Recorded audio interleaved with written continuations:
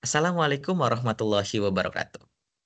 Selamat pagi, salam sejahtera untuk kita semua. Om Swastiastu, Namo Buddhaya, salam kebajikan. Yang terhormat, Bapak Joko Suharyanto, selaku dosen mata kuliah manajemen resiko. Perkenalkan, saya M. Jufri Mulyadi. Saya merupakan mahasiswa Universitas Cyber Asia. Saat ini saya berada di kelas MJ 504.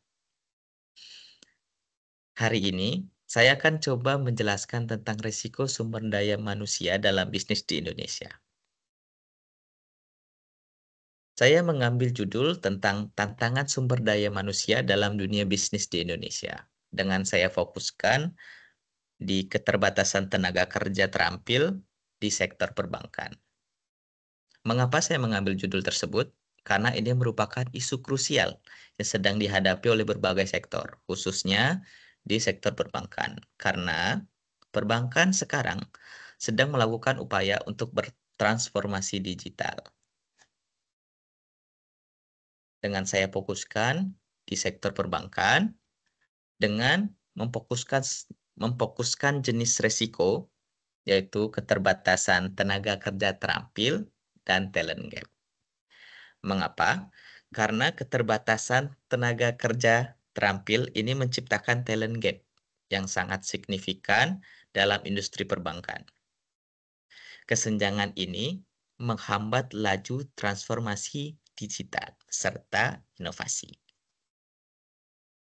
sehingga menurunkan daya saing bank untuk menghadapi perubahan teknologi yang sangat cepat.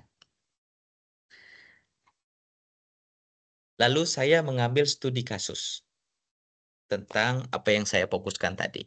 Saya mengambil studi kasus dari laman financialbusiness.com dengan judul Keterbatasan Sumber Daya Manusia jadi tantangan transformasi bisnis bank digital. Jadi, saya kutip bahwasanya industri perbankan di Indonesia ini tengah berupaya bertransformasi menuju digitalisasi untuk meningkatkan layanan kepada nasabah. Namun, proses ini menghadapi hambatan yang signifikan terkait ketersediaan sumber daya manusia yang kompeten di bidang teknologi digital. Ini disampaikan oleh Direktur Utama Bank Jago, Bapak Arif Haris Tanjung, bahwa mencari talenta digital di pasar ini sangat menantang karena jumlah tenaga kerja terampil yang terbatas, ditambah lagi seringkali tidak sesuai dengan kebutuhan industri perbankan.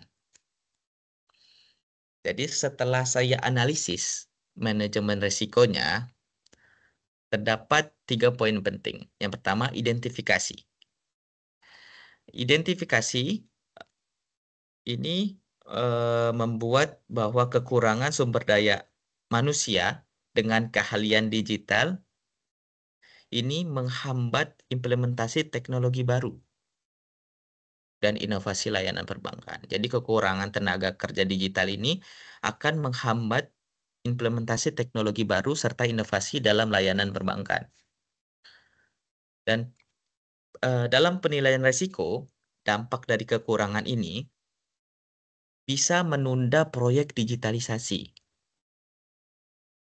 Ditambah lagi akan meningkatnya biaya pelatihan dan berpotensi kehilangan pasar akibat tidak mampu atau ketidakmampuan bersaing dalam institusi yang lebih maju secara teknologi. Jadi berdampak pada inovasi dan daya saingnya nanti. Dan apa yang bisa kita lakukan untuk memitigasi tersebut? Bisa kita lakukan dengan menginvestasikan dalam pengembangan sumber daya manusia. Bisa melalui program pelatihan, kemitraan dengan institusi pendidikan untuk menciptakan talenta yang dibutuhkan atau employer branding. Itu yang saya analisis dari laman berita tersebut. Lalu strategi apa yang bisa dilakukan. Strategi mitigasi apa yang bisa dilakukan? Pertama, kita bisa melakukan program pengembangan internal. Apa itu? Yaitu dengan mendirikan akademi digital internet, mendirikan akademi digital internal untuk melatih karyawan dalam keterampilan teknologi. Contohnya, di laman berita tersebut, Bank Jago ini meluncurkan Jago Digital Academy yang menawarkan lebih dari 200 modul pembelajaran di bidang manajemen produk, rekayasa, dan sains. Ini bisa dilakukan untuk mengembangkan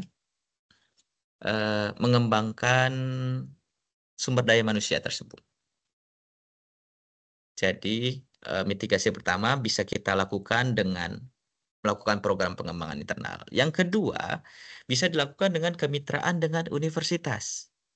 Jadi misalnya bekerja sama dengan universitas untuk menyelaraskan kurikulum dengan kebutuhan industri yang kita butuhkan, serta melakukan program magang untuk memberikan pengalaman praktis kepada mahasiswa. Jadi ketika dia udah terjun pada dunia kerja yang nyata, dia sudah tidak kaget dengan industri yang berkembang sangat cepat. Lalu yang ketiga, strategi yang bisa dilakukan dengan peningkatan employee branding, yaitu dengan membangun citra perusahaan sebagai tempat kerja yang inovatif. Jadi nge-branding lagi. Jadi membuat citra perusahaan sebagai tempat kerja yang inovatif serta ramah bagi generasi yang sekarang lagi milenial dan generasi Z bahasanya. Contohnya dengan mengoptimalkan penggunaan media sosial yang menarik, promo-promo lewat media sosial, dan rekrutmen melalui media sosial untuk bergabung dalam transformasi digital perusahaan tersebut.